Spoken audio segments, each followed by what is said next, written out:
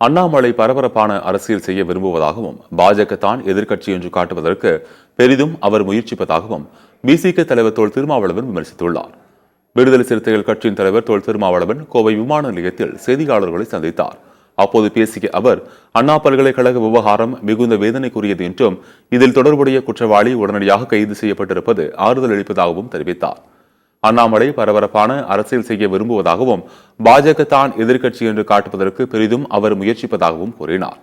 பாஜக தலைவர் அண்ணாமலை செருப்பு போட மாட்டேன், சாட்டையால் அடித்துக் கொள்வேன் என்று பேட்டியளித்தது தொடர்பான கேள்விக்கு பதிலளித்த திருமாவளவன், அவர் ஏன் இப்படி முடிவை எல்லாம் எடுக்கிறார் என்றும் இது வருத்தமளிக்கிறது எனவும் தெரிவித்தார்.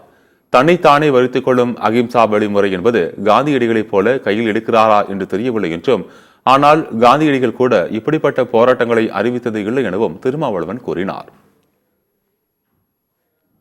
அண்ணா பல்கலைக்கழகத்தில் மாணவி ஒருவர் பாலியல் வல்லுறவுக்கு ஆளாக்கப்பட்டிருப்பது மிகுந்த வேதனைக்குரியது. தொடர்புடைய குற்றவாளி உடனடியாக கைது செய்யப்பட்டிருப்பது ஆறுதல் அளிக்கிறது.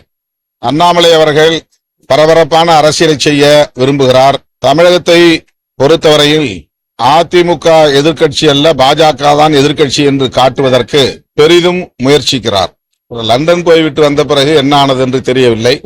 ஏன் அவர் இப்படிப்பட்ட முடிவை எடுக்கிறார் என்பது வருத்தமளிக்கிறது. தன்னைத்தானே வருத்திக் கொள்ளும் அகிம்சா வழி போராட்டத்தை காந்தியடிகளைப் போல கையில் எடுக்கிறாரா என்று தெரியவில்லை. ஆனால் காந்தியடிகள் கூட இப்படிப்பட்ட போராட்டங்களை அறிவித்ததில்லை.